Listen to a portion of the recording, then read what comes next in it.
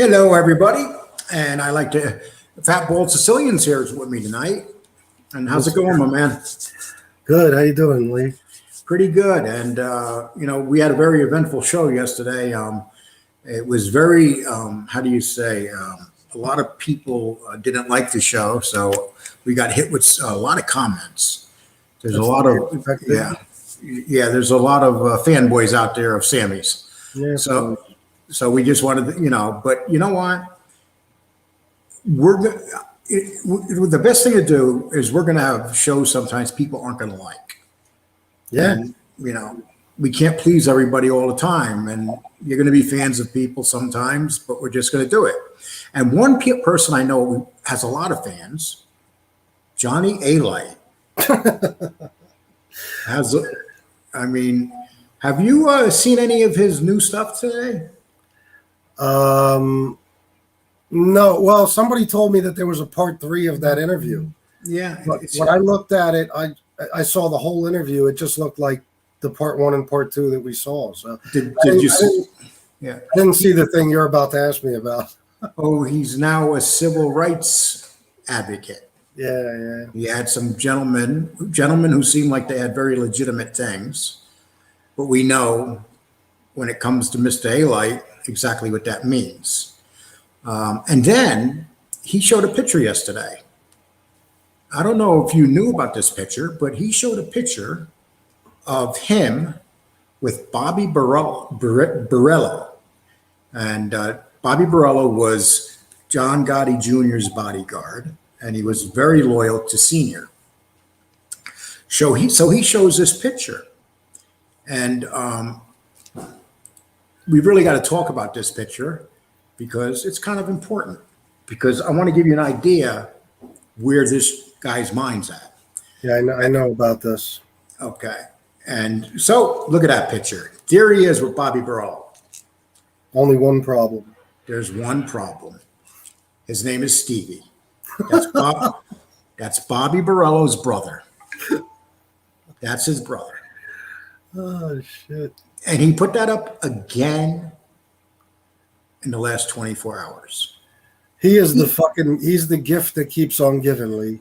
Why would he put this up when he knows that that's not Bobby Borello? He knows it's not him. Because he knows there's a certain segment of, the people that watch him that will believe this. And no, that's not Bobby Borello. Absolutely not. Matter of fact, this gentleman was his brother, but he wasn't made. He was pretty much like a hanger-arounder, just like Johnny Alite. Now look at Johnny Alite. We're supposed to believe. Does that look like a killer right there? No. With his little white outfit and baby boy face? No, yeah. But to show this picture and to know that this is not him, it's mind-boggling.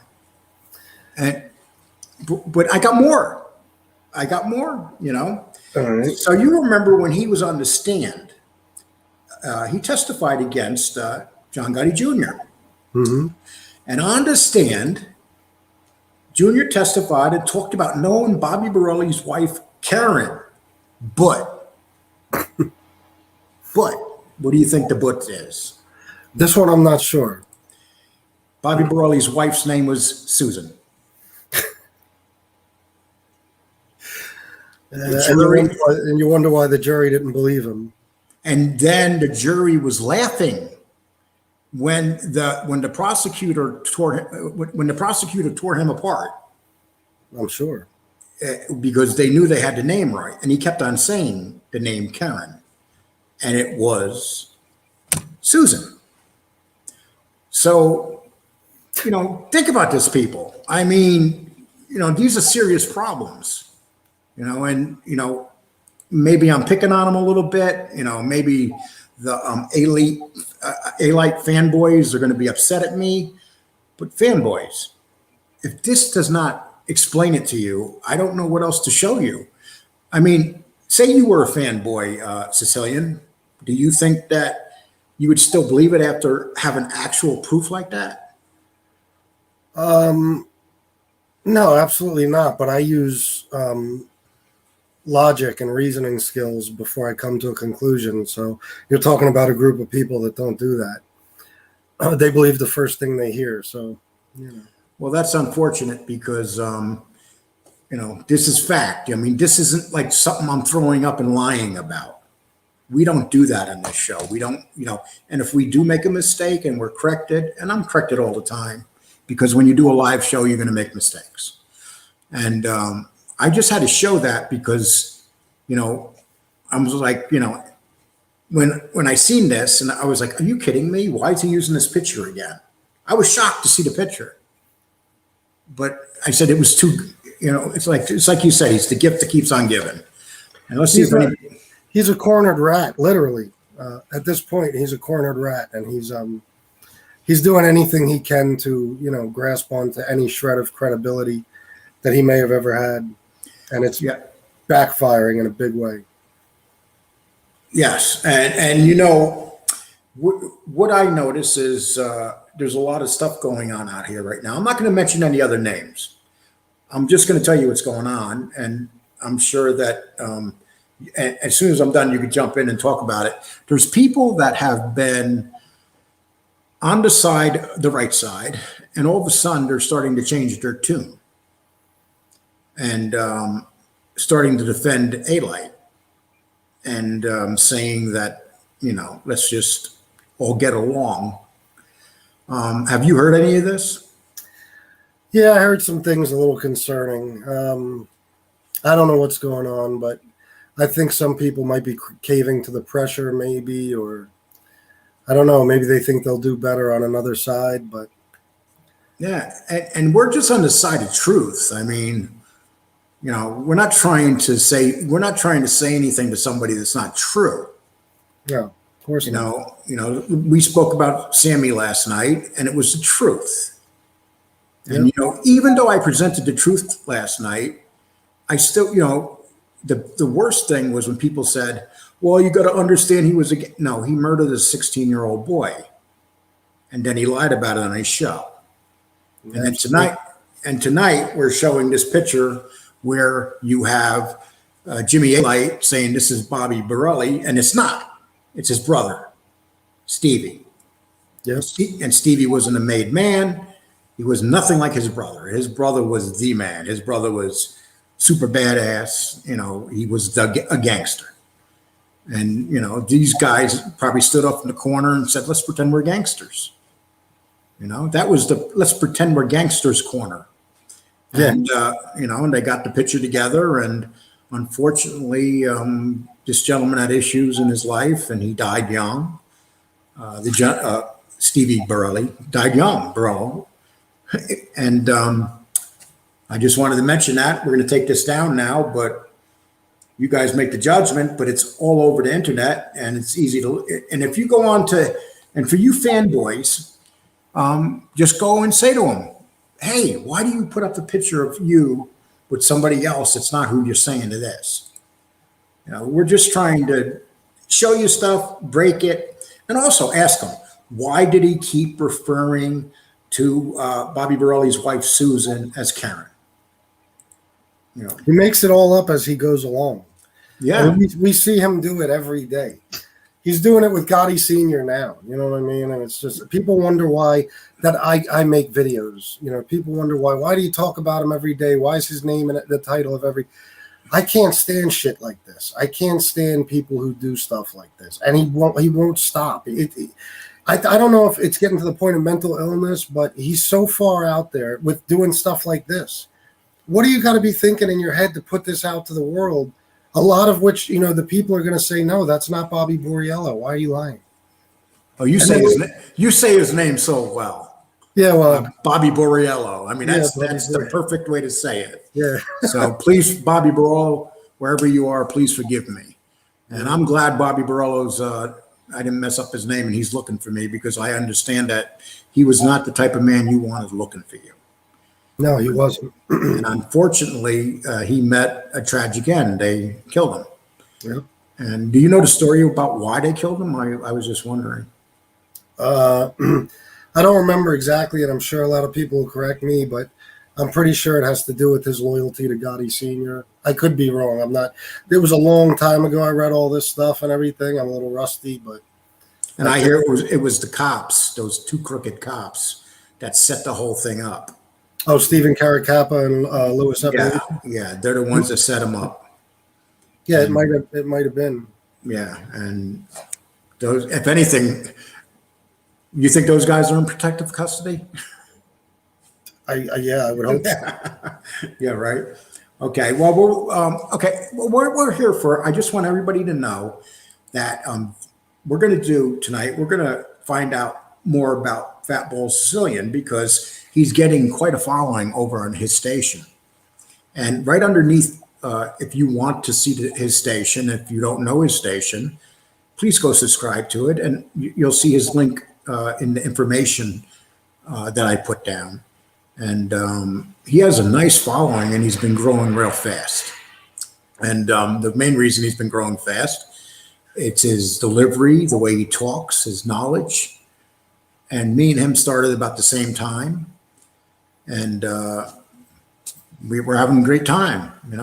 So what do you think? Are you enjoying what you're doing with the show? Because I know you're a hard worker, and you're a busy man with your family. Yeah, I absolutely love it. I mean, it's overwhelming. A lot of stuff happened real fast. I never expected it to go this fast, if it went anywhere at all. And, I try to keep up with the comments. A lot of people email me interesting stuff. Like I'm meeting a lot of interesting people on email who have inside information. But, between work, spending time with my wife and stuff, it's tough sometimes, but I'm doing my best. Okay. Cherry K, thank you for showing up tonight. Cherry K is my bodyguard. If you mess with me, she's going to eliminate you right there. But anyway, well, I figured that you have a very interesting life that I don't know much about, and why don't you give me an idea of where you grew up and how everything started for you? Well, like I said, I was born in Queens, in Glendale. I lived there till I was like 10 years old. That's why, people say you're not from Queens. I don't say I'm from Queens. I lived in Queens. That's why I don't have an accent anymore. I've been out of there a long, long time. I only lived there as a little kid. And my brother started getting in a lot of trouble. My parents moved us to Pennsylvania, and then it was my turn. Then not long after I linked up with the wrong crowd. They were always drawn to me, and I was always drawn to them. And, it was all drug dealers mostly, you know what I mean? And it was in a smaller town where there wasn't much positive stuff to be involved in. There was nothing to do, you know what I mean? So everybody got involved in the wrong thing, whether it was drugs or crime. And I started early. My parents found my first gun in my room when I was like 13 years old. I was involved in, by the time I was 18, 19 years old, I was selling drugs. A couple of home invasions, a couple of arsons, burglaries, stealing from cars, shit like that. But mainly the drug dealing was my thing, which, eventually led to me being an addict. And what was your drug of choice, if I may ask? Cocaine and alcohol, both. Okay. And so here you are in a small town, and, these small towns, Americas, they're all ravaged, especially Pennsylvania. Yeah. These small towns in Pennsylvania, because they lost all their jobs and stuff, are known to be ravaged with drugs. Yeah. Did you have a certain group that you used to hang out with? Well, yeah, I couldn't really deal with the small town thing, so I started hanging out in the city. You know what I mean? There, I hooked up with a group of guys. They were mostly black guys. They were low to mid-level drug dealers. It wasn't really like a gang or anything. They were just all into different stuff. Some of them sold weed, some sold coke, some sold crack, heroin. So, that's what my introduction to it was young. I started selling weed when I was like 14 years old. But once I started meeting these guys, they started selling me guns, giving me, fronting me good quantities of cocaine and crack. And then I started selling that stuff and actually making money. And when was the first time you were arrested?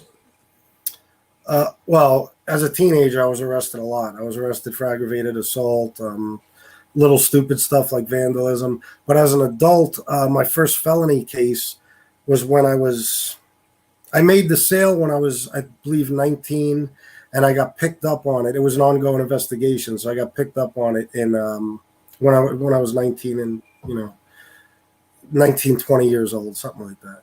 It was about 10 months later after I made the sale. Did you get a sentence on that? Yeah, I got 18 months. Okay. And did you do that in county or state? Just one. County. And when was it that you decided that you were gonna try to get away from all this stuff that you were doing? Oh, it was a long time later. It hasn't been that long. I'm about a little over 2 years ago. And are you married right now? Yes, I am married now. Yes. Now, were you married when this stuff was going on? No. I was in a long-term relationship with my daughter's mom from when I was 18 till I was about 27. And then after that, I was in a couple of little short-term relationships, but I basically lost my mind a little, got even deeper into the drugs, alcohol, and drug dealing. And there's no way to sustain a relationship with that lifestyle. So I chose that lifestyle over a relationship or a future with someone. How did it affect your relationships with your immediate family when you went deep into it? In a major way. I mean, it's funny because some of the people who should have been a little harder on me and tried to get me off the street and tried to get me to stop, they didn't. They were too lenient. And some of the other people, who maybe should have supported me a little more didn't. I had a close family member who held on to a gun that I had used in a shooting. They held on to it for years. And when I got into a pretty serious argument with this relative, he took the gun to the police station in the town that that the shooting was in. And he tried to get me locked up. Luckily, the statute of limitations was up and nothing happened, but it goes to show. But yeah, I did a lot of terrible shit through my addiction to my family. I owe a lot of people. There's things you can't make up for. I've hurt people around me. There's one person in particular that, our relationship has been affected so badly. I don't know if it'll ever be repaired, but it breaks my heart every day. And it's hard to even sleep thinking about, the damage I caused. Do you find that, with the stuff that happened, and you've been clean 2 years now, you said? Yeah, 2 years. June 21st was 2 years. Do you still find yourself having those demons in your mind where, a lot of people do, where you're still battling them? Absolutely, yeah. Especially, not just using, like, for instance, me and my wife were in the Poconos for our anniversary a few months ago.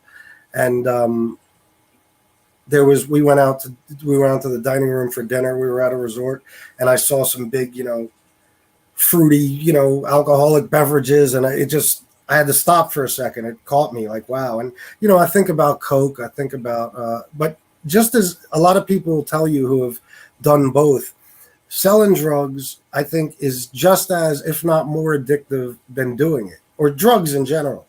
And you miss that because it's like a license to print money. You know what I mean? It's tough working for a paycheck every week when you could be on the street making $6,000-$7,000 a week selling Coke. You know what I mean? But when you were dealing and you were making really good money, and and it starts this way with people, how long were you dealing before you started using your product? Not long. When I sold weed, I never smoked weed. It was never my thing. I'm already fat, tired, hungry, and paranoid. So weed was never my thing. The Coke, I started pretty soon after selling it. Because I would sell it to people, we'd all hang out at my house. People would be doing it. When you get drunk, everything's a good idea. So I got drunk one night and I thought, hey, let me try it. And I loved it. Now, and after that, there was, periods of sobriety, but nothing long term. I don't think I ever had 2 years, put it that way. Hey, check this out, what Kevin says. Kevin says, good to see Fat Bald Sicilian. Lee, on the other hand, Come on, we love Lee. We love Lee. Okay. Okay. Sometimes I hurt their feelings and they don't forgive me, but they're still here. That's all that matters. I don't expect Absolutely. you to be my friend. Yeah. Okay. What was there something that you did major that just said, you know what the fuck am I doing? I got to stop this shit. Um, That come to Jesus moment. well, the final straw was one morning. I had been living in a hotel. I was paying, hundreds of dollars a week to stay in this hotel. I was using it basically to sell crack and coke, and I was getting high and drunk every night. I was missing the final week before I went into rehab. I had missed 4 days of work straight, and I woke up with a 21-year-old girl next to me. I had no idea how she got there. Was she good looking? She was, yeah. Okay. So I'm just asking because if you like, we've all made that mistake, but I just yeah, was wondering. yeah. So Not that it matters, well, of course not. But so I woke up with her. I had no idea how she got there. I didn't know who she was. She told me that we had spent the past few nights together. She told me it was Thursday, and as far as I knew, it should have been Monday. And all that time passed. I was in a blackout for that long, and I had missed work. I missed work Monday, Tuesday, Wednesday. So, I wake up on this day with her. She fills me in, on everything that went on in the room up until that point. Plus, I was going through just tremendous alcohol withdrawal. It was terrible. I was shaking. I was sick. I was throwing up. I couldn't even get a drink down to make the alcohol withdrawal go away. There was coke and crack all over the room. I had given her some coke. She's cooking it up in a coffee pot in the sink. It was just a terrible scene, and I just couldn't take it anymore. And I called crisis intervention, and they got me into an amazing rehab, and it saved my life. So this rehab place, was it in Pennsylvania or New York? No, I was actually in Pennsylvania. Okay. And now, are you in any type of programs or anything like that right now? No, I've never been. I've never been big on AA. I don't really believe in AA, and I don't really want to do anything based on religion. A lot of these programs are based on that. I've always been kind of a believer that the meetings and stuff become a substitute for the old addiction. And I just felt like if I couldn't do it on my own and just stay clean and sober without any of that, then I would never stay clean and sober. So don't get me wrong. If it wasn't for the fact that, I met this beautiful woman in rehab, I married her. Now we got this amazing life together, and I'm literally happy to wake up every morning. I mean, when I go to sleep at night, I'm excited about the next day. If it wasn't for that, I can't tell you I'd be clean and sober. Like, God forbid I suffered some sort of tragedy or disastrous event right now. I can't tell you that I wouldn't go right back to what I was doing. There's a good chance I would. Well, that's the most important thing. I mean, people have to realize that if you're an addict, that's the way it is. I mean, it's always right around the corner. Yeah. And, so I've seen people that haven't used for 25 years, and then one day they just wake up and they start using. But I really believe in the thing, people, places, and things more than anything. Well, yeah. See, that's the thing I learned. A couple of people have asked me an email about, for advice because they're in a dark place. And if it wasn't for the fact that I was able to get away from all of it, the street, the drug dealing, the drugs, the alcohol, for the period of time that I did, I don't think I ever could have started over. But that time away from all of it saved my life. And by the time I got out of there, I didn't even want anything to do with the streets anymore. Now, the thing that people do is once they start getting sober, they start going to people and apologizing. I mean, that's a matter of fact, it's one of the steps in AA. Did you find yourself trying to apologize to people that you hurt? Yes, I did. And, with most of them, an apology was sufficient because there wasn't any real damage done. But like I said, there's one or two relationships out there that are so badly damaged that I don't know if they'll ever, even let me see them again. And to be quite honest, I can't blame them because I deserve it. You know what I mean? There's things I did where if the person never spoke to me ever again, I got no one but myself to blame. So yeah, I didn't do the whole, make amends and the whole, that whole step. But as far as just apologizing and trying to explain myself and where I'm at now, I've definitely done that. Yeah. Listen, Marky, woo-hoo-hoo, I'm getting a couple of people asking me to drop you. So I'm just going to ask you to chill out or I'm going to drop you. I just got to tell you that. Okay. You're glorifying drug use right now. And, Why do they want to drop me? I'm not seeing it. What did I do? No, not you, Marky Wahoo. I got somebody. Not okay. you, dude. What the hell? Hey, I wouldn't be surprised. You're more likable than me. Oh my God, you got to see my commenters. Like a good 10% of them hate my guts. I don't know. Yeah. Why they No. They would say get rid of lead 3 and let Sicilian take over the show. Yeah, if I could keep my fucking webcam on. Yeah, well, that's the fun part, So what would you tell anybody that was in a deep place right now and they're just there, they're hitting bottom, and what would you say to them? Well, first of all, the one thing I learned that if I didn't make this simple decision, I probably never would have gotten into a rehab. It's damn near impossible for an active addict to put himself into a rehab. To really look into it, research it, find a rehab and go there. That's not usually going to happen.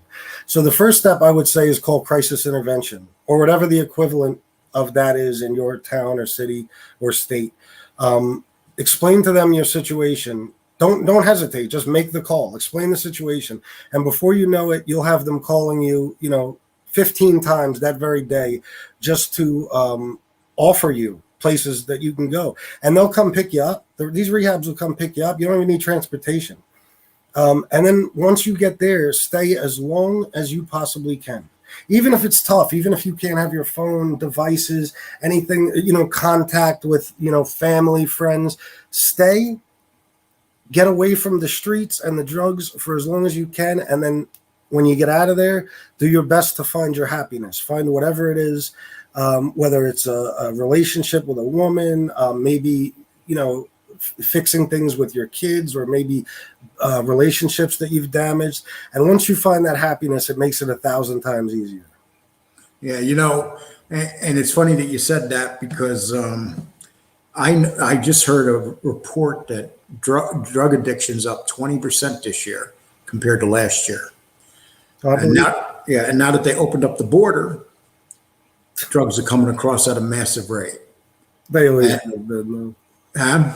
They always have been. Yeah, but now you have, it's just easier to get in them now. Yeah. And it's getting really bad. And they were saying 20% of overdose deaths are up. And the drug of choice now is, as most people know, pain pills. Have you ever had any issues with pain medications? No, that's the one thing that I am so grateful for, is that the opiate thing, whether it's the pain pills or heroin, I've never had any. I mean, I've taken pain pills after surgeries. That's about it. Heroin, I've seen it. I know people that sell it. I've been around it, but I've never touched it, and it's never appealed to me. I've lost too many people to it, and And who's Dink? Oh, Dink was like my, Jimmy tells the story of Paulie G. Yes. Dink was my Paulie G. And can you tell him, make him live a little bit? Yeah, he was an amazing guy, man. He was he was a young black kid. He was my age. We were, months apart. His birthday was in April. Mine is in August. And he was just the most energetic, fun-loving guy. He had kids, and I mean, the best father. I was a good father, and as a father, I looked up to him so much. He was always on the floor playing with the kids, rolling around, teaching them to tie their shoes, doing everything a father should do. But he was a street guy. He was a drug dealer. He had done some time in state prison and stuff.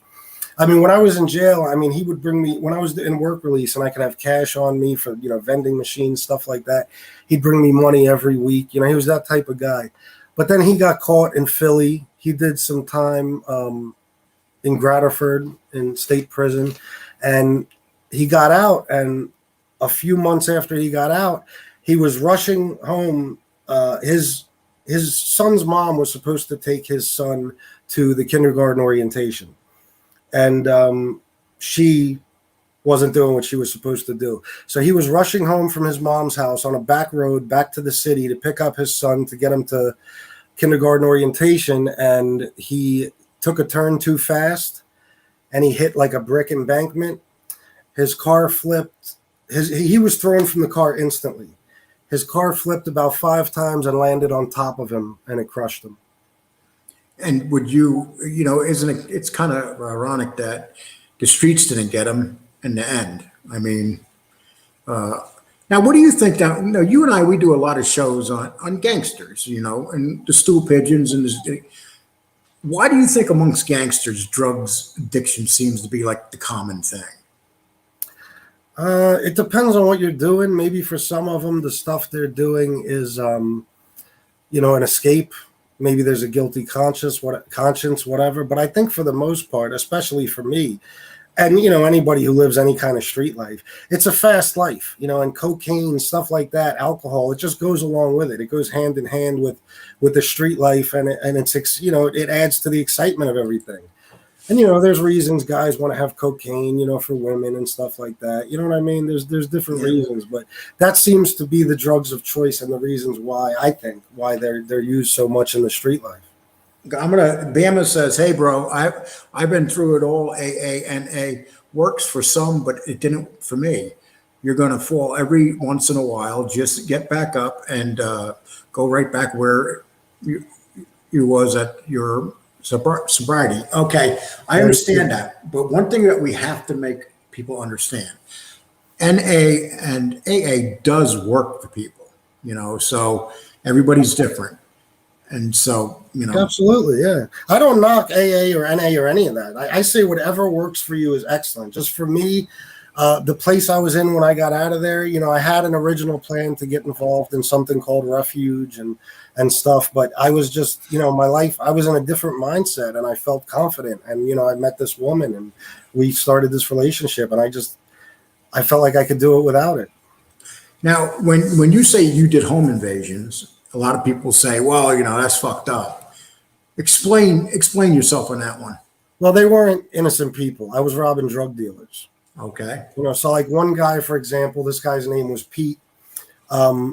He was selling a lot of weed. And this wasn't a huge home. These aren't stories like Jimmy's or Johnny Alite's or where people, I made hundreds of thousands of dollars. But I was a kid. I was like 18 years old. And we knew about this kid. He was selling a lot of weight and stuff. We didn't know how much money he would have. But we knew he'd have a good bit, and it was certainly enough for us to want to take it. And we set him up in a way that, one of my friends was a customer of his. So we had this friend call him up, find out how much he had left, just so we knew, how much cash he'd have. So the friend called him up and said, hey, I need something. And Pete told him, look, I only got a quarter pound left. So I said, that's perfect, because that means he's got all cash. That means he sold everything. So I told my friend, call him up, tell him you want the QP, and you'll be there in 30 minutes. This way, when we get there and we knock on the door, he doesn't even look out the window or the peephole. He just opens the door for us. You know what I mean? So we did that. Me and another guy, we went there, knocked on the door. He opened right up. We barged in, pistol whipped him. We asked him, where the money was. He handed us like maybe $500 that he had in his pocket, which was now covered in blood because he was holding his head where we pistol whipped him. So now this money's covered in blood. My friend stays in the living room with him. I run into his bedroom and I go through his drawers and I find one of those old Philly blunt cigar boxes. And bingo, it was about $10,200, something like that. And he lied about the weed. He actually had a couple pounds of weed. We took that. He had a pistol. We took his pistol, his scales, whatever we could get, and we took off. Did anything ever come of that where he tried to come back at you? There was some talk that he knew it was us, you know what I mean? And that he was going to get his connects, after us and all this stuff, because apparently they were some big time guys. But no, nothing came. I was always ready and nothing ever came out of it. Yeah. That's the one thing that when we do things that, do you ever say to yourself, did I do something I forgot about that can just come up on me one day? Oh, every day. I wake up in the mornings and I still check.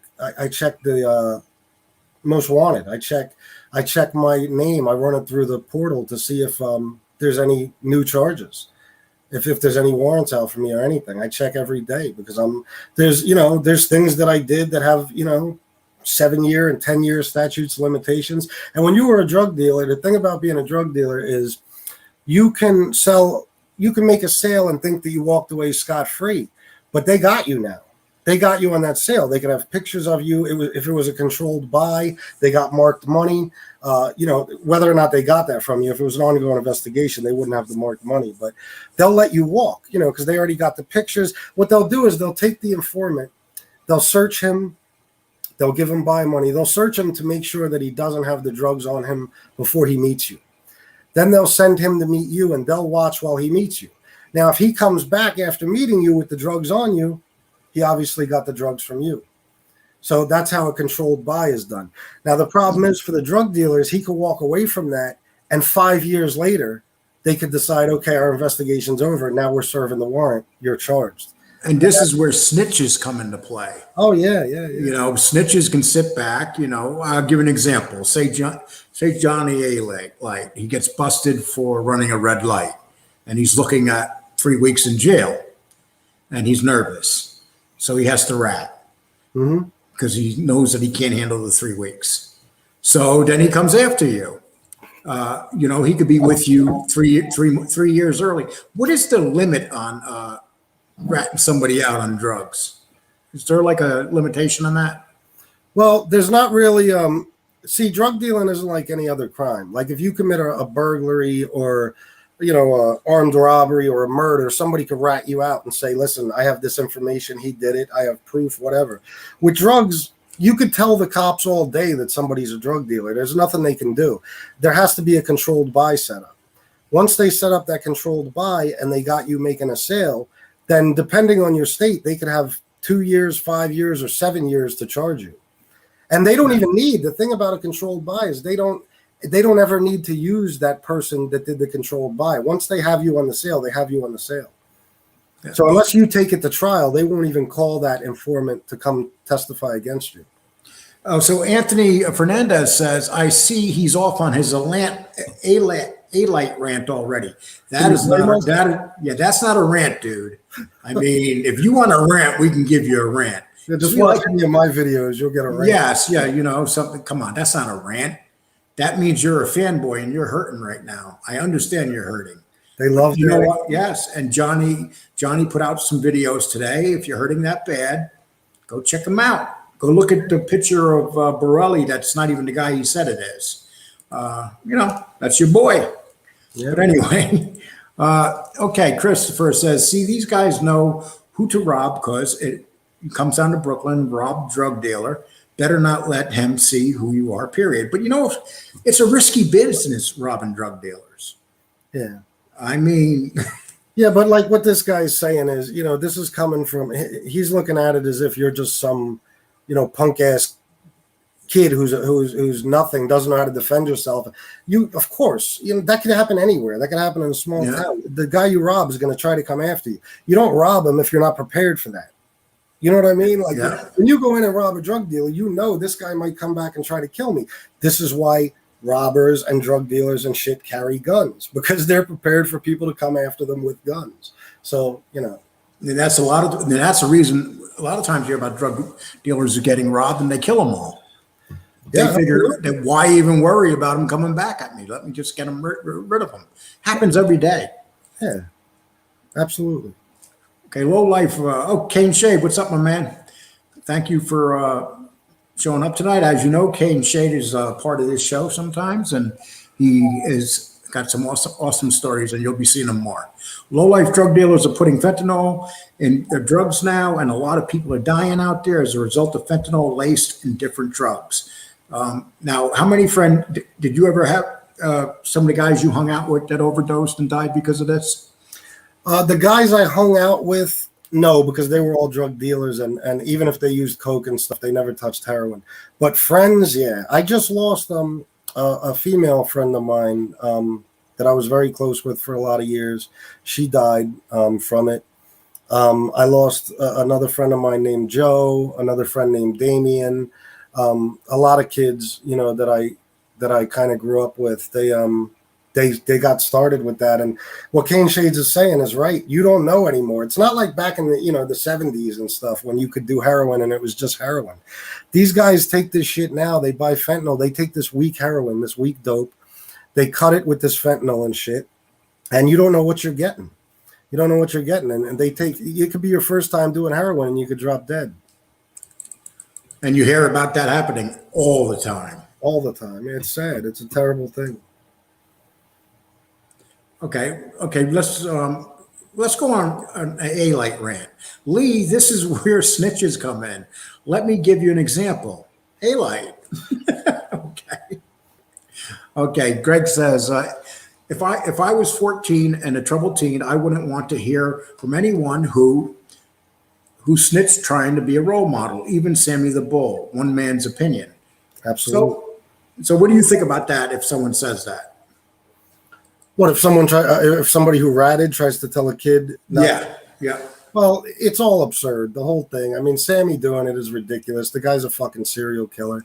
And, you know, then you got guys like Alite. See, if Alite just came out and said, or even if Sammy did, or any of these guys, look, you know, I committed a couple murders. I was involved in a few things, and I could tell you, you know, firsthand, you don't want to get involved in that life.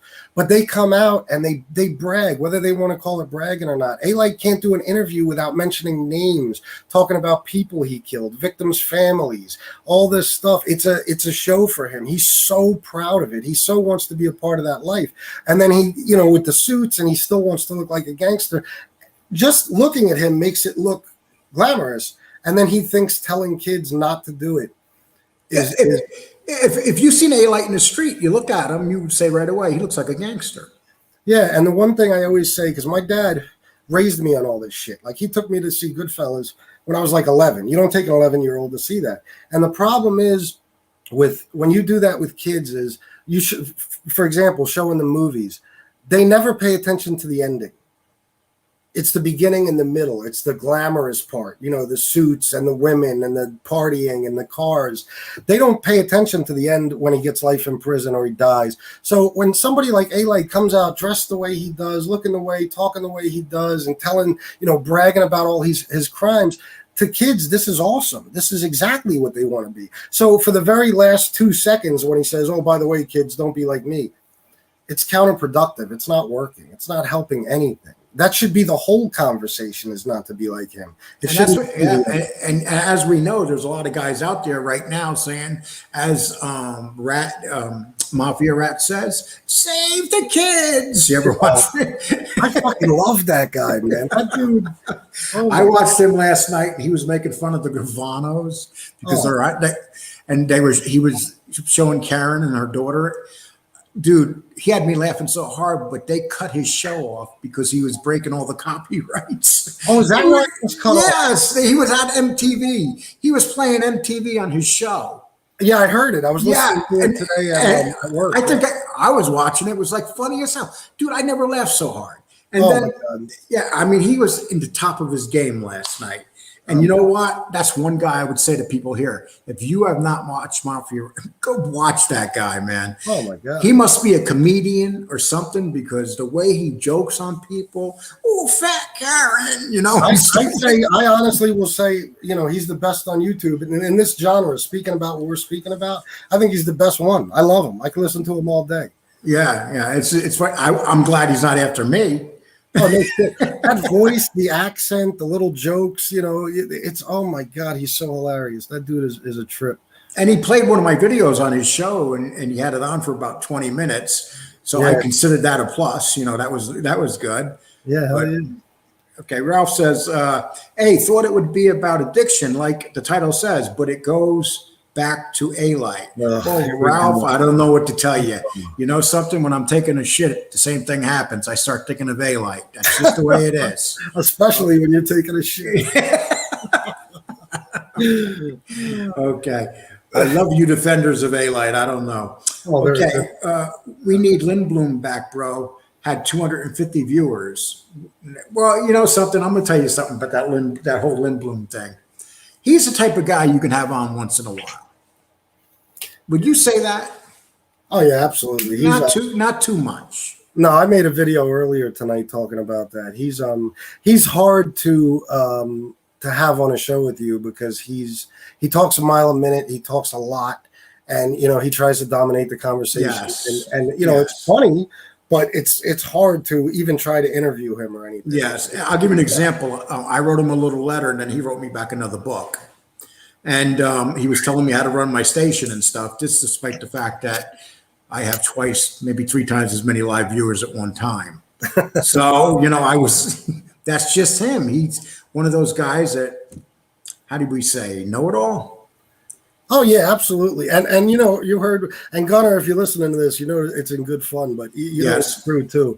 The arrogance of that guy is unreal. That's why I said to him, you seem a little bit arrogant because, man, he's better than But did you notice how he felt like you hurt his feelings? Yeah, I mean, that line got to him. I know, the arrogance line. He's got to be aware of the way it comes off. He might not be arrogant at all, but the way he comes off is like he's talking down to you. It's like a school teacher talking to the So student. I make you guys a promise. We're going to stay away from Alite for the rest of the night. Let's see what the next one is. How many kids in Little League A-Liar has donated his bat? So, hey, I told you we were staying away from him. Come on, Carlos. You're putting pressure on us. Look at you causing trouble, Carlos. Carlos is the man. I love having Carlos in my car. Oh, I want to have Carlos on the show to tell his story. Me too. Yeah, I want to have a lot of the subscribers and commenters that have interesting stories tell their story. Because these commenters, the negative ones, act like, "Who are you? Who the fuck are you to talk about this? You weren't there. You listen. I wasn't in the Civil War either, but I know shit about it."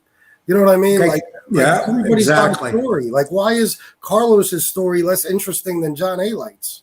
Just because exactly. I'll tell you what. I'll bet you Carlos is more of the real dog. I If you know what I mean. Yeah. I'll bet you if they're in the joint, I bet you Carlos would get along with people better and not be looking over your shoulder all the time. People are probably looking over their shoulder for Carlos. That's just the feeling I get. Yeah. I'll give you an example. What it reminds me of is when I DJ'd for a living. I DJ'd in clubs. And I remember I played a new Kanye West song one time. It was called it was Gold Digger, but it was months before it came out. And the dance floor stopped completely. And I asked a couple of the people, "Why aren't you dancing? The song knocks, Oh, we haven't heard it before." So if they haven't heard your story, somehow your story isn't interesting. It's the same thing with music. Like in that club, if it wasn't a song they heard a million times, they didn't want to dance to it. And it's the same thing with this. Like they asked me, "Why is my story interesting?" Well, I don't know, but listen first and make a decision then.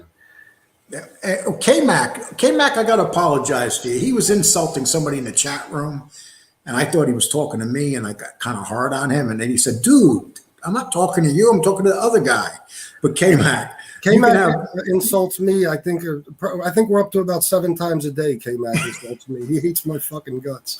I don't think so. I just think it's the way he is. I get the same feeling sometimes. I just think he's in a bad marriage. K-Mac, he says you can have Gunner on just to have decreased speed.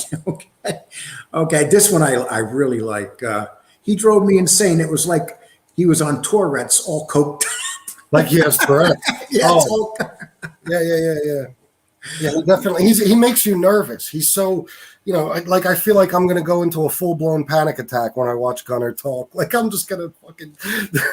I remember, when my brother was alive, I remember my friends used to go fishing, and I would say, "Can my brother Tom come?" And they would always say no, because he would go and he would never shut up. He was scared of fish. And, I just find it hard thinking of him in the woods not making noise. Oh, yeah, I know. Right? He says he doesn't, but, hey, did you guys do your homework with the assignment Gunner gave you guys? That was funny. Here's your assignment. What was the assignment again? To read one of his books. Something like that. Gunner, we're good, but I don't know. And I got a long letter because I thought that one of the guys in his life that he wrote about in his book, a gangster, Falcone. And you know why? Because I've heard of gangsters with the last name Falcone. Yeah, absolutely. You know, so I was just, and he goes, that's in my book. And then when he wrote me his 50-page letter, you know, but you know, I'm gonna, you know what? Next show I'm gonna have a show, and I'm gonna read that 50-page letter for the show. What do you guys think? I know what you're thinking. You're thinking you're not going to be here that night. Yeah, no. That night I got to work overtime. Hey, did you guys do your home? Okay, we read that one. Okay. So now we got Lindblom is useless, coked out order that wouldn't get smashed. That would get smashed by Gene Burrell. Oh gosh. Okay. I think there's about 100-pound size difference there. Hey Lee, didn't you say you wouldn't delete comments? Why are comments getting deleted? Actually, very rarely do I delete messages. Very rarely. And I will delete them if they're totally disrespectful. I'll be totally honest with you.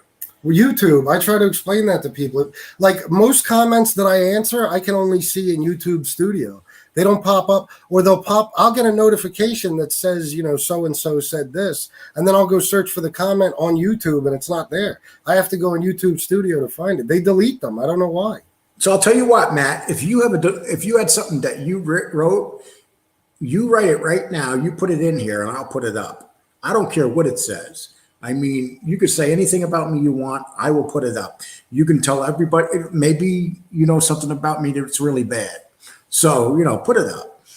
Speaking of that, Lee, not to interrupt, but I want to give a shout out. Anytime anybody asks, I try to give a shout out. A guy in my comments earlier, he's got some mob history in his family. I don't remember the whole thing. I don't want to screw it up, but I believe his name is Vincent Sorelli. He wanted me to give him a shout out. So salute Vincent Sorelli. And this one says, he says he wrote the next Godfather. Who's he kidding? He did say that. So we'll see. The next Godfather's coming out. You know, we might say that, but someday we'll hear the Godfather music and then we'll see Lindblom, Gunnar Lindblom. Okay. K-Mac, that's not true. Happily married, 2 kids, living good life. Don't hate you guys. Love back and forth. No problem, dude. We're going to soften you up. Don't worry. We're going to show you love. Keep showing it. Okay. Lee Cole, 3. Gene Burrell is 6'2" and 200 pounds. He is barely smaller in weight than Lindblom, and he has 5 inches on him. He would break. Is he really that big? He would break Lindblom's jaw. Let me tell you something. Lindblom can handle himself. I'll guarantee you that. You could just see it. You know, we really having a conversation of who could beat up who. Yes, we're going to have, okay, so we're going to get Gene Burrell. But if Gene Burrell is angry, and from what I understand, he gets angry a lot, who knows, right? Okay, then we got, it's, okay. Well, let's do this hot little thing right here. Growing young. Hey, Lee and Chris, perhaps you could talk to some women gangsters or people that were thrown in jail when they were innocent. Really innocent. Laugh out loud.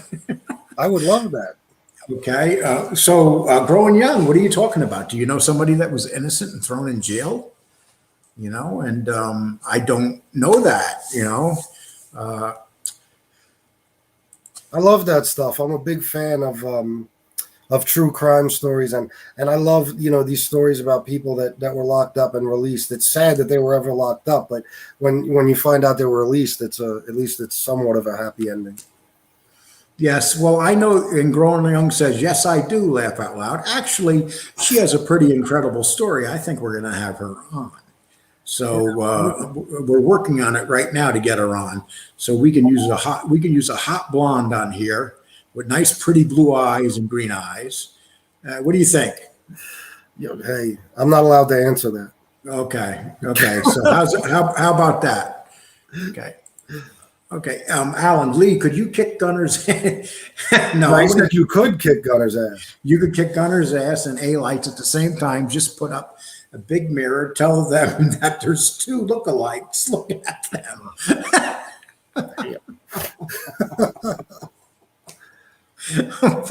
Lindblom. Okay. I wonder, he actually goes in the message and checks my messages now.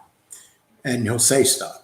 Oh, really? To show you how much he's really into himself, after we did the show with him in it, he came back and checked the messages the following day and was actually writing stuff in there.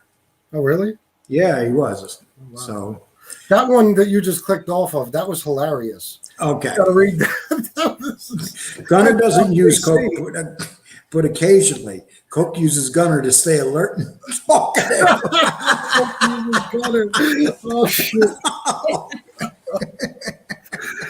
Oh, that's hilarious. Oh my god. Good job, JC. Okay. Sammy the Bull, yeah, he talked to the feds, but you got to remember John Gotti was on tapes talking shit about Sammy, and the Bull always told John Gotti to be quiet. Gotti was too flashy. That's what Gotti says, or Gravano says he said. Yeah. Let's get something straight up. Let's get something straight about that. All gangsters sit in a room talking shit about one another. It's such a dumb argument. Yes. He got caught on tape talking shit about Sammy murdering his partners. Yeah. Was he lying? They act as if, it's so funny, they act as if it's the equivalent of ratting. Because John Gotti was having a conversation in an apartment that he had no reason to believe was bugged, was having a conversation with Frank Locasio, and somehow that's the equivalent of Sammy going and ratting on everyone and then testifying in court against him. And the argument doesn't work anyway because Sammy didn't just rat on John Gotti. What about the other, 36 people he ratted on? Yeah, how about his business partners that he killed took over their businesses? Yeah, absolutely. I mean, and he was known in the street for doing this. A matter of fact, when he was in his first family, they had to get rid of him and send him to another family because there was talk of them killing him because they knew what he was doing to his business partners in that family. Mm-hmm. So everybody knew. Why don't you tell us about that? It's another one. I don't remember the details. I know it had to do with Shorty Spiro, and I believe it was his wife or someone else's wife. I don't know, but there was some beef, and there was a chance that Sammy might get killed. I believe. If I'm wrong, guys, listen. Like I said, correct us. It's been a long time. I've read these 90% of these books I've read in jail. I've been out for a while, but yeah, it's something like that. And the Colombos basically, it was agreed upon that Sammy would go to the Gambinos. Yep, and matter of fact, he had a choice: go to the Gambinos or go on the ground. So let's remember that, okay? So the greatest thing that could have happened is they made another decision because he went on to kill many more partners. And when we say, people go, oh, he didn't kill him, he had somebody do it. What is that? But he ordered it. Yeah, I know. He ordered to kill his partners. It's not like he even killed people because they were bad or they were in another family or something. These were his partners.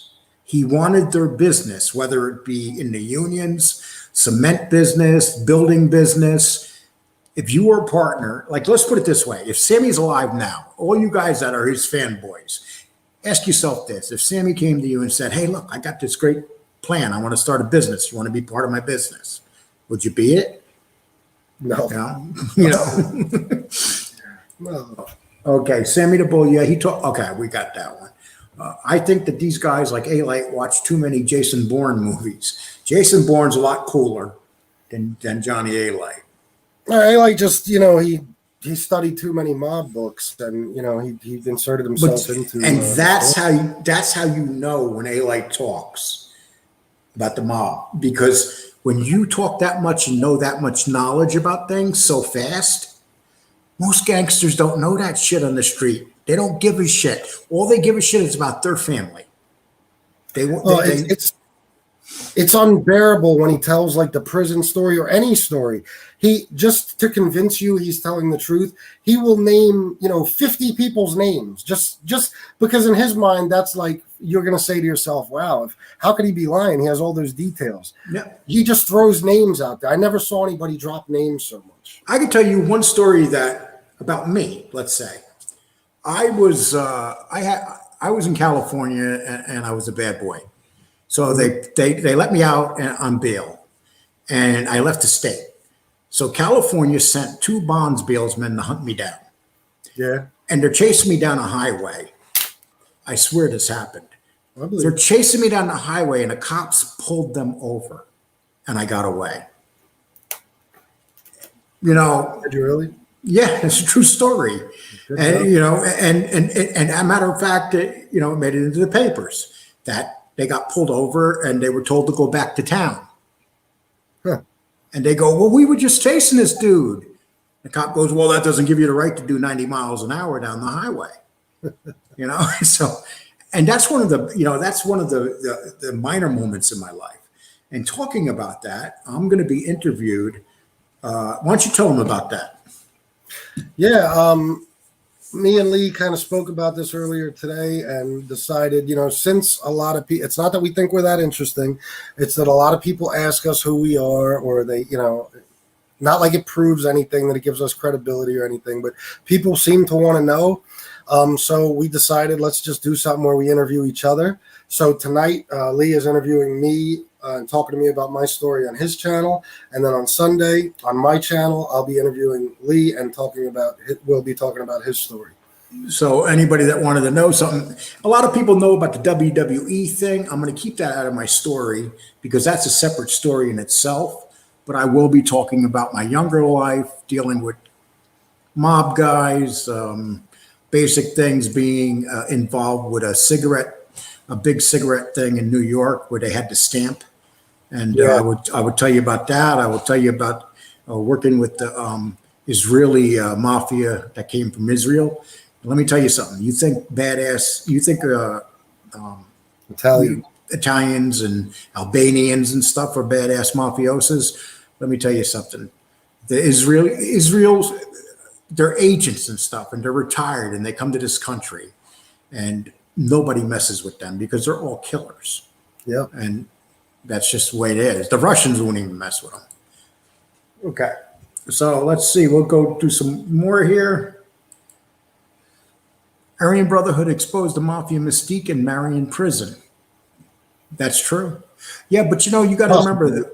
You got to remember that a lot of that story is not true. Yeah, what the media prints and says, you know, you got to remember they've done a lot of things to John Gotti just because they were angry at him, because he showed them up for those trials. So, you know, what actually happened, you know, you say one story, but I heard other stories. Yeah. So, you know, I think that, you know, you've got to take everything with a grain of salt. What I would ask you, though, did John Gotti get a tattoo of an Aryan nation on his arm? No. Did Sammy Gravano? Absolutely. So if that sounds like, to me, one was a bigger pussy than the other one. Yeah. You know, and that's what it comes down to. That was proven when one flipped and the other one didn't. Isn't it amazing, though, that he's doing all this work with the black community now, Sammy? And he's walking around with that damn thing on his arm? He must be laughing all the way to the bank. Oh yeah, he is. I mean, this is his new hustle. I mean, it was, you know, if it wasn't the mafia, it was an ecstasy ring that involved kids. And now that, you know, he's too old for all that shit, he's got YouTube, which, hey, I can't knock him. If he can make the money, make the money. But, you know, he's not getting over on anyone, at least not us. Okay, Matt Collier, he says, Lee, not everybody knows about my WWE story. I will tell you this. You can go to Monty and the Pharaoh, and I did 2 interviews with them. That would give you a lot of information about the WWE. And then if you put Lee Cole WWE into the internet, you'll come up with 1,000 stories. Some true, some not, but that's the facts. Okay, it says, did Gotti murder his neighbor? You know something? That's something I never really... I don't know what to say. I have no answer to that. You know. Yeah. I mean, I think it's common knowledge at this point that he did. But all we know is the guy disappeared. You know, and he was never found. That's all we know. And you know, I don't want to answer to something I don't know. Okay, these clowns wanted John Gotti to go around the city with a bag on his head. Yep, they're just an example. Okay, Al Sharpton proved years ago that the mainstream black leadership will sell out for anything. Thus, I'm not shocked. Yeah, well, you know, Al Sharpton is like, you know, he is what he is. He's a gangster. You know, whether you like to say it or not, he's a gangster, and he's talking about guys laughing all the way to the bank. You know that he's laughing all the way to the bank. Yep. Okay. Alite just contacted with the major leagues to supply all the bats for the New York Yankees opposing teams. They know the opposing teams will never get a hit. Oh, God. You know, Al Sharpton was a rat too, right? Oh, yeah, he was. Yeah. So was Don King. You know, Monty and the Pharaoh. This Sherry put up the address if you want to see my interview. If you pop into that, I did an 1.5-hour interview with them. That would give you an idea about my brother and the whole entire lawsuit. Well, that covers the outsides and the basics and what happened there.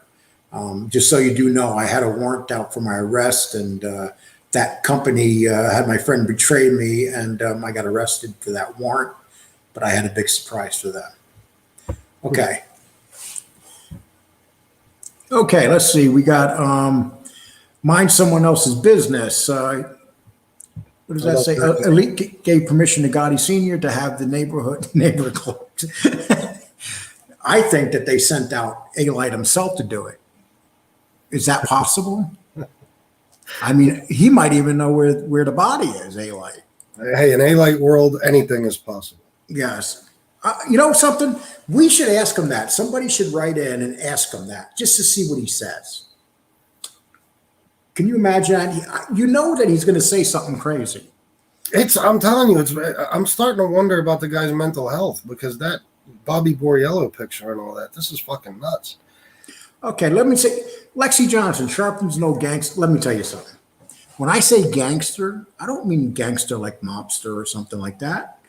Everybody could be a gangster in their own way. Did Al Sharpton make a shitload of money illegally? Yes. So he's somewhat of a gangster. Well, absolutely. I mean, he has millions of dollars in the bank because the sucker's giving him money. He won't respond. Yeah, okay, well, we don't. Angel. When Gene Barello was a teenager, his clothes smelled like pee.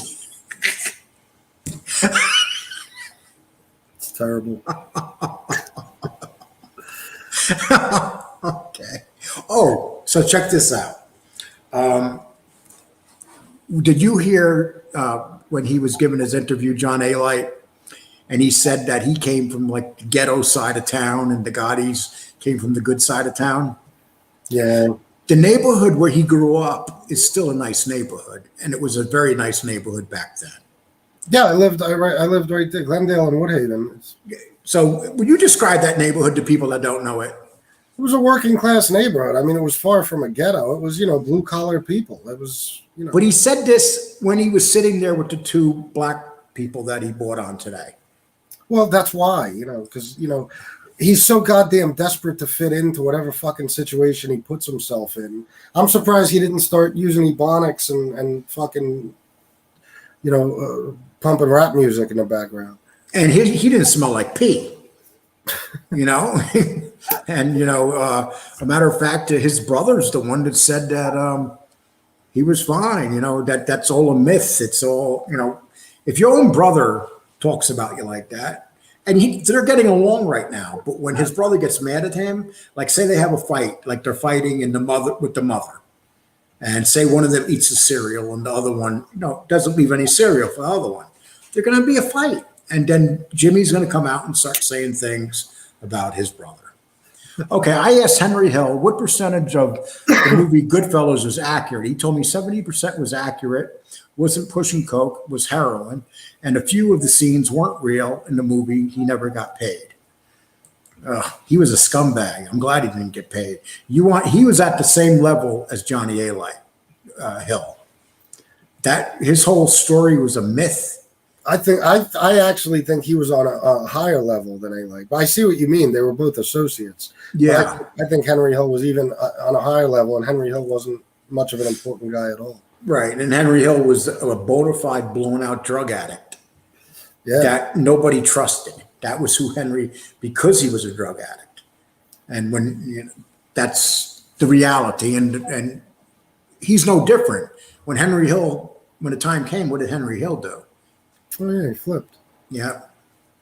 Okay, check out sub to Fat Bull. Oh, Cherry. See, Cherry puts all this stuff up. She has your address already. Check that out. That's awesome. Thank Yeah. you, Jerry. Yeah, Cherry, and she's already thrown a couple people out of here tonight. Good for you. Okay, Woodhaven was good, but if you looked for trouble, you found. Oh, you damn straight. Absolutely. It was Queens, New York, of course. Yeah. You know, yeah. I mean, I grew up in the story of Queens. If you mess with the Greeks, you know, you mess with one Greek in Astoria, you got 30 of them. You know, areas are rough. I mean, but they're nice to live if you mind your own business. You know, even say Bath Avenue, rough place, but people were left alone in general. Mm-hmm. You know, and we have to remember that. I used to walk around there all the time with my daughter when she was a baby, and back because my family lived on 16th Avenue and 86th Street in Bensonhurst. And I used to walk that neighborhood all the time with my daughter and her mom. And I used to work at a supermarket called Skaturos, and it was in Bay Ridge and Bensonhurst. They had one. Yeah, my grandmother's from Bay Ridge Parkway. And I would walk from Sheepshead Bay, from Bragg Street. I would walk there through these neighborhoods. Mm-hmm. And these were like lots of mafiosos lived in that area. No one ever bothered me. I never had no issues. But if you went out looking for trouble, you were going to find it. Yeah. Okay, we got Sammy, Chris Pacelio, and all the rats are walking around like it's nothing. Yep, that's true. And you know what's scary about this whole thing? These rats, they go back to their neighborhood where they did this shit. Well, yeah, they don't even. I mean, it's. I never thought I'd see the day when these guys would still be living in New York. I can't believe it. Yeah, Chris Pacello, he's really. I don't know if you know about him, but. No, explain, please. Chris Pacello was friends with Jimmy Calandra and the Bath Avenue crew, and they did a bunch of robberies and stuff together. And after that whole killing with the woman, see, Chris Pacello is the one that orchestrated that whole thing where that woman got killed. You know the woman I'm talking about in Jimmy's robbery? Yeah. Well, after that happened, he took some money from one of the bank robberies. He took off to Miami. He met Madonna's girlfriend. He wound up opening a bunch of nightclubs, and he basically started the whole Miami club scene. And then after they got caught for that, he ratted. He flipped on, I think he put like 70-something made guys away. He goes and he does 5-6 years, whatever it was. He gets out, goes to California for a little while, and then goes right back to Miami. And now he's still out there. He's got all the biggest clubs in Miami. He's a millionaire. He's a multi-millionaire now. He hangs out with celebrities. He dated Jennifer Lopez. And it's an amazing story. Want to hear an amazing story? Chris Camilletti, he went out with Cher for about 10 years, and he came from that area of Brooklyn. But you know what his nickname was when he was in Brooklyn? What all his friends nicknamed him? What? Camel Cock. It could be a lot fucking worse. They called him Richie Camel Cock Camilletti. And that was his name. That was his street name. And then he goes to Hollywood, and for the next 10 years, he was with Cher. Wow. It was probably the nickname helped him get her. Yeah. Well, it's kind of funny because he was like this dumb ditzy dude, but the women loved him. Okay. Paulie was banging Karen in real life, and some say that he had Tommy set for trying to force himself on her while Henry was locked up. Yeah, he's talking about the Goodfellas thing. It's true. Paulie, the boss, was having an affair with Henry Hill's wife. Oh, they don't talk about that in the movie. No. That's in the books and stuff, though. Oh, it is? Yeah. Okay. Of course, they go back to the old neighborhood. You ask why? Because not one soul would know who they are. Great point. But you know what? Sooner or later, something really bad is going to happen out of this whole thing. Don't you get that feeling? Oh, absolutely. Eventually it will, yeah. I mean, all you need is like one relative of somebody that's in jail or something like that. All you need is just one thing. Yeah. Or one guy like Gene getting pissed and doing something really bad, somebody unstable. Absolutely. and it's that simple. Yeah. I got my ass kicked down Seaside for calling Allie's a Milano. Oh, Alyssa Milano, a twat. Okay. Well, she's a bigger one than ever now. Okay. I hope someone bats Alite with his Section 8 bats. Okay. Goodfellas is one of my favorite movies, but loose and fast with the facts. Henry was a mess. Exactly. He was a big mess, and he didn't have many friends. Yep. Okay. The lovely blonde-headed, blue-eye, growing young LLC. Aren't they all unstable? Ha ha ha. You got to be unstable to be a gangster. You have to be. There's degrees, though. There's levels. Yeah, I think the bosses are a little bit less unstable, Lester, Albert, Anastasia. Yeah. But in general, and that's why they're bosses, because they're a little stable. Or Scarpa, or the Scarpas, those guys were as evil as they can come. Okay, it's just about time for somebody to put Hootie on blast and call him on all his bullshit. What do you think about that? I don't know. I mean, look, this is the way I see it. And I talked about this in my video tonight. There's a lot of people that are trying to get me to go at Hootie. There's people in my email and stuff giving me a lot of information, and they want me to, put it out there. My thing is this. I look at things the same way I did when I was on the street. If you're not bothering me, I'm not bothering you. Now, Hootie, I don't know. There's things I see about Hootie I don't like. I'm sure there's things he sees about me he doesn't like, but he has yet to come at me. I called him out a little bit when he was talking shit about Jimmy and going after everybody else. I've talked to him a few times since. He hasn't really disrespected me in any way, but if that time comes, then I guess we'll have a little battle. I don't know. And I don't really know him. I said a couple things about him, and me and him are tight. But anyway, I don't know. But let's say I'm not just going to go at people, for no reason. You know what I mean? Hootie sniffs pills. Okay. And here we go. Hootie attack time. Oh, Joe Watts is already. You know what? Joe Watts is the guy you got to watch for. I mean, that dude. I mean, he did some bad stuff, and he's not. Yeah, I made a mistake in a video last night when I said Sammy put Joe Watts away, but it wasn't even really a mistake. My point is that Sammy was going to testify against him, and at the last minute, Joe Watts took a plea deal because he knew he was going to get convicted anyway. But yeah, technically, no, Sammy didn't put him away. And Operation Lull says, I'm from Ozone Park, so listening to Hootie is interesting. I would be low-key sad if it was another Alite. Okay, well, we respect the fact if you like somebody out there, because there's a lot of people out there who has interesting stations. You got to make your decision whether you want to like them or not. And if they mess up, stations like myself and Bald, I was almost called you by your regular name, Bald Italian will, Bald Sicilian will let you know, and we'll rip them apart, right, Bald Sicilian? Absolutely. Yeah. And is it true that Mickey from the Westies is getting out? Mickey Featherstone. Mickey Featherstone? I don't know. Yeah, well, Mickey Featherstone, that gang was, what always held the Westies back is they were all alcoholics, bad alcoholics. And this thing that us Irish have in us, and luckily I don't drink, but most of the Irish I know do. My only video, I believe, on my page is me chasing my neighbor with a hammer on a Saturday night. Check it out. Oh, okay. You say a lot of crazy things, Mark Wahoo. So, for some reason, I believe you.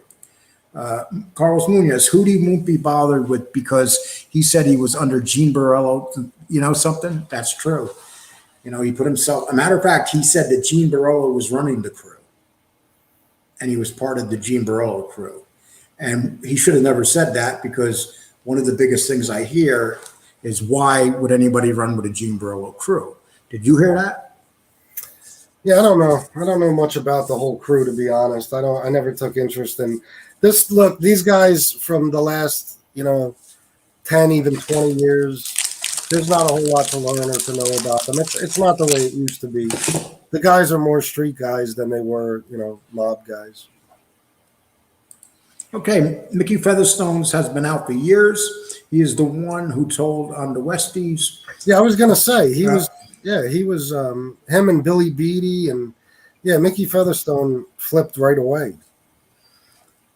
I don't know what you mean by LCN. Do you know what he means by that? La Cosa Nostra. Oh, you can't tell me that La Cosa Nostra isn't a joke. I never said it wasn't a joke.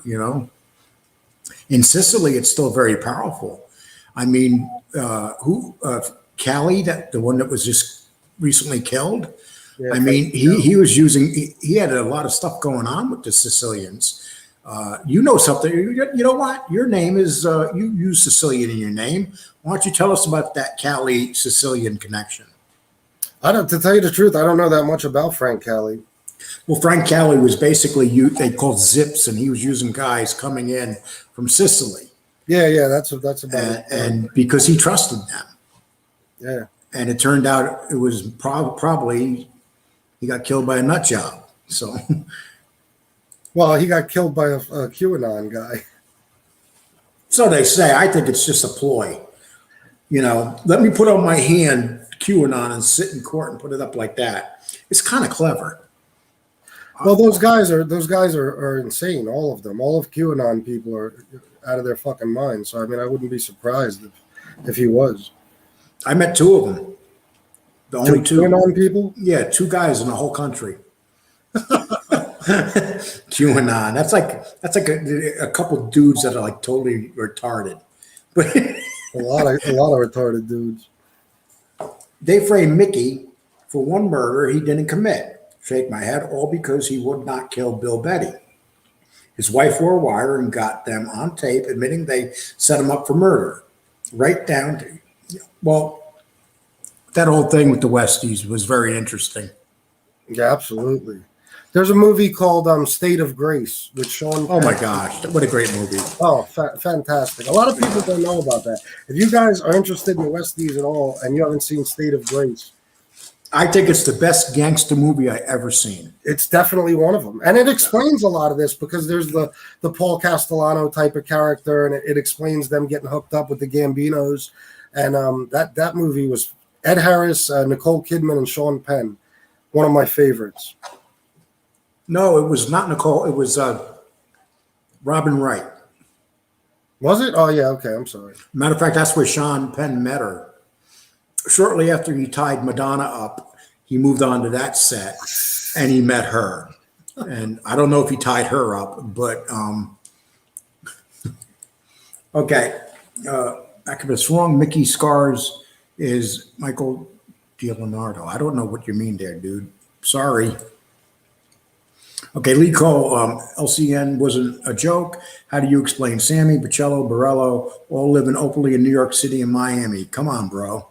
Yeah, it is now. There's no doubt about it. It's not just that it's a joke. It's that, once the fear of the government became greater than the fear of the mob, these guys they stopped, killing people. They started flipping, and the ones that didn't flip that are still on the street, they don't want to commit murder like that anymore.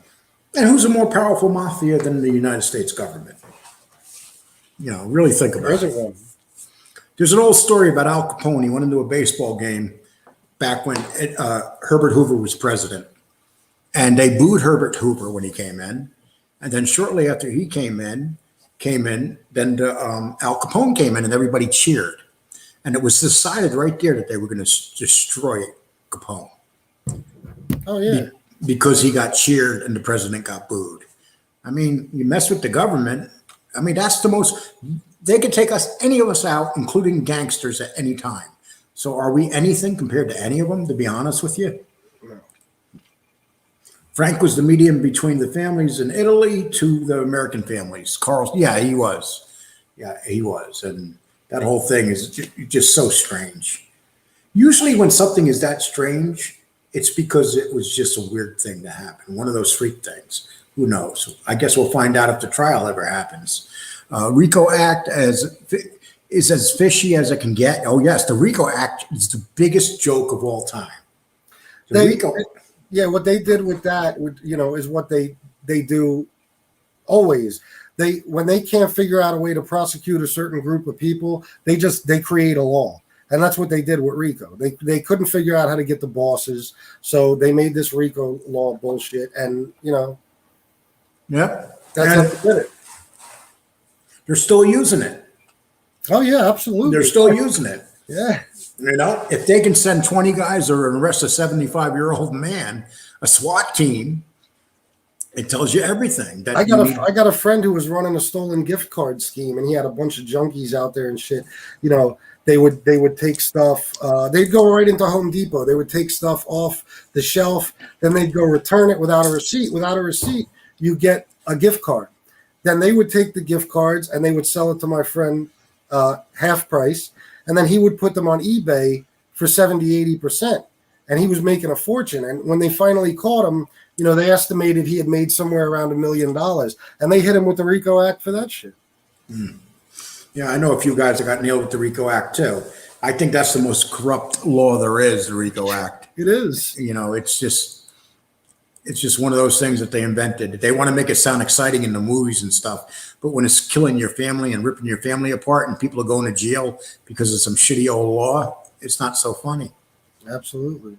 The funny thing is that the Gambinos offered Alite a fresh start. He dropped the Save the Kids message and run back to life so fast he burned the soles off his shoes. That's true. If they came back and said, come work with us, drop all that. He's just one of those guys that dreamed about being a gangster. He was a mid-level dude. He probably did a couple of bad things. There's no doubt that he did some bad stuff. Would you say that? What, Johnny Alite? Yes. Oh my God, yeah. Listen, that's what, like I've said, I joke around and shit, but there's no doubt he was a tough guy. There's absolutely no doubt. There's no doubt that, he was a street guy who was connected, and he was involved in more than just the average street shit. Absolutely. That's not the argument. The argument was he simply an associate who was, hooked up with John Gotti Jr., or was he a mafia hitman who worked directly for John Gotti Sr.? And, it's obviously the truth is that he was just an associate. But he was a bad dude, yeah, and he was a tough guy. Nobody's trying to dispute that. Yeah, that's the thing. People live interesting lives, and then they like to expand on them, and that's what's going on right now. Yeah. And I would say to Johnny Alite, dude, just talk about what you did. Yeah, that's it. That's the fucking thing. That's what's so funny. His life story is still 1,000 times more interesting than 99% of the population's stories. If he just told that story, they wouldn't be having this issue. I try to tell people, why is he the only one?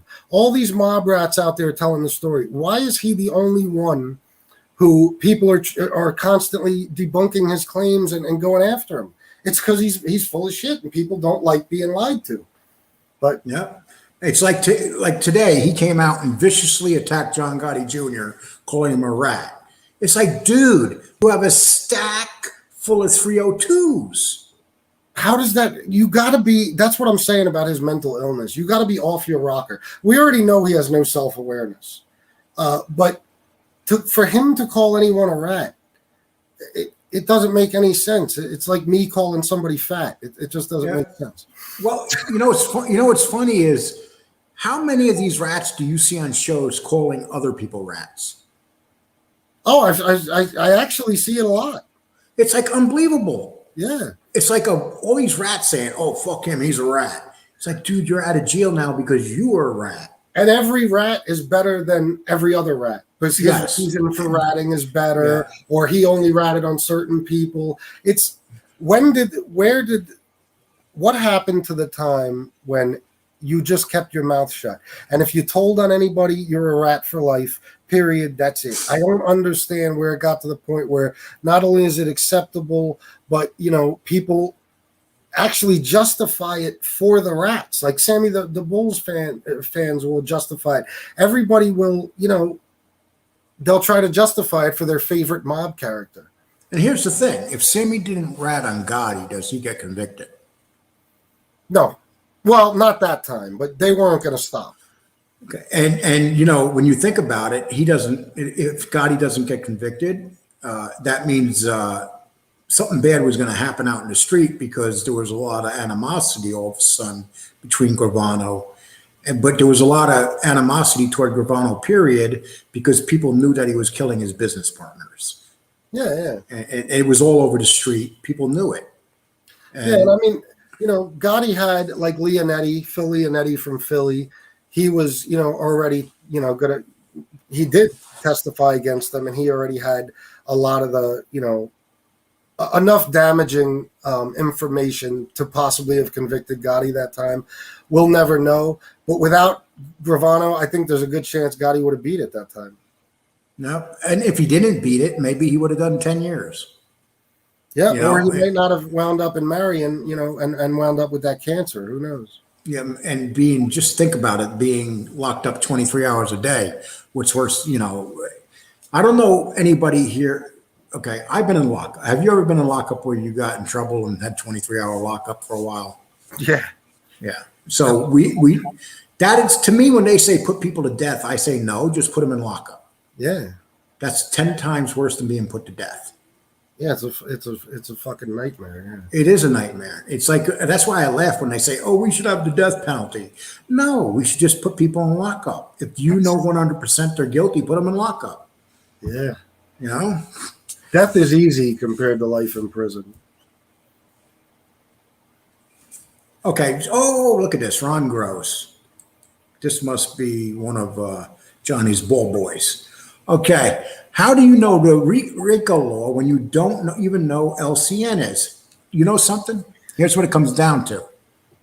I don't say I'm a gangster. Okay? I'm a guy with a show, and I'm learning every day.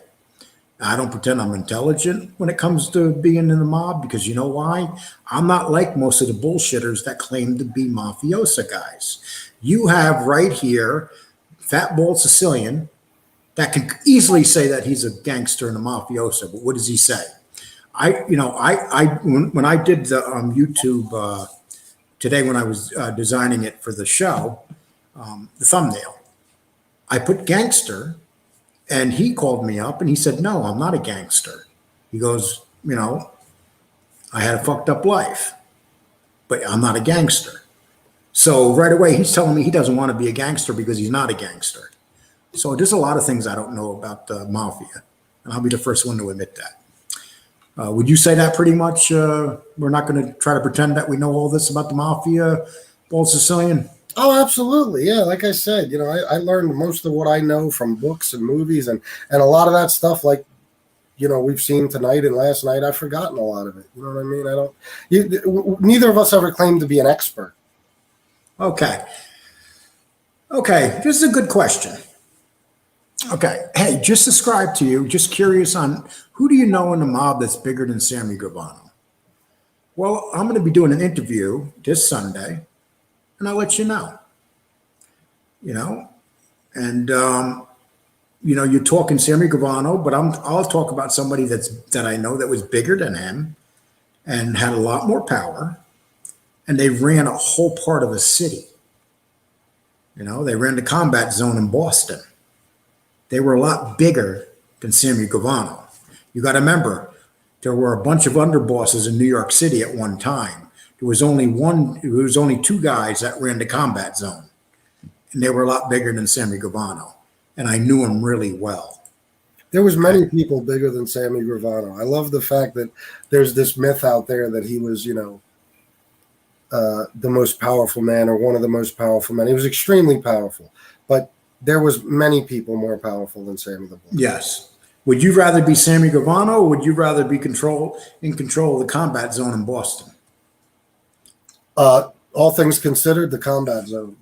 In the combat zone, here's how the combat zone was a money machine. Every night they used to take the bags of money, and they would take them from all the topless bars and all the titty places, all that stuff, and they would take all these dollar bills, put them in bags, and bring them into one area to Teddy Venus's office. And then what they would do when the cop cars would pull up downstairs, there was this cop car that came with a lieutenant and sergeant in it. They would come up front, Sometimes I did this. Teddy Venus would hand me a bag of money and say, go down and give it to the cops in the car. And I would hand it to them. Every night they did this. And every night, everybody could see them getting that bag of money in Boston. You want some corrupt cops? Boston. Late 70s, early 80s, the most corrupt cops I've ever seen. Oh, yeah. You know, and okay, well, listen, guys, we had a long show tonight. Bald Sicilian has to do something I don't have to do tomorrow. Work. Yeah, I gotta get to sleep, man. But I just like we had a nice little 133 here right now. You know, for middle of the week. You know, that's a nice. We appreciate everybody coming, and we'll be back. Well, I'll come back for shows before Sunday, without a doubt. But please remember, what time are we going to do that show on Sunday night? I tell you the truth, the best for me would be about 7:30. Okay, so guys, look out for the 7:30. He's got StreamYard now, so will you be putting up a YouTube thumbnail? Yeah, absolutely. I might not be able to work on it till tomorrow, but yeah. Okay, and so we look out for his thumbnail. And I'd really like to tell you something about my life. I don't want to do it on my channel. I'd rather have someone just be straight with me and ask me tough questions.